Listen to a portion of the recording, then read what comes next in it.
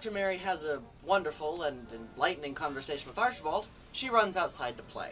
She also has a jump rope. That's not important right here, right now, for this song, but it will become important later. So she goes on into the moor, but she doesn't see the same moor that she saw before, the very cold, very dreary place. This is a very different look for the moor than it was when she first came in. It's much more upbeat, and the song reflects that. So this is a very different side that we see of this moor, the positive side as opposed to the negative side. And the person to introduce us to this positive side is Ben Weatherstaff, the gardener.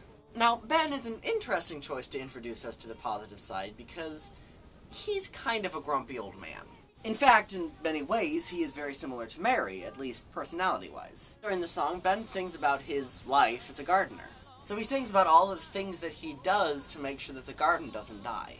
And in this song, Ben is almost cheerful as he sings about his life as a gardener and the garden itself. Now, the phrase he uses to describe this garden is a maze, hence the title of the song. So he sings about how easy it is to get lost in this maze, how easy it is to trip and fall, and how you just have to keep going.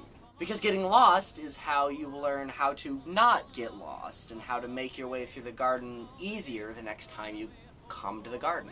The way that Ben looks at the garden is very similar to the way that Ben looks at life. This whole idea of just charging forward regardless of the consequences. Because if you get lost, you find your way back, and then you don't have to get lost in that area again. If you fall down, you get back up and keep going. And this whole metaphor of the garden representing life is an idea that is explored throughout this entire musical. This song also gives us a brief introduction of Dickon.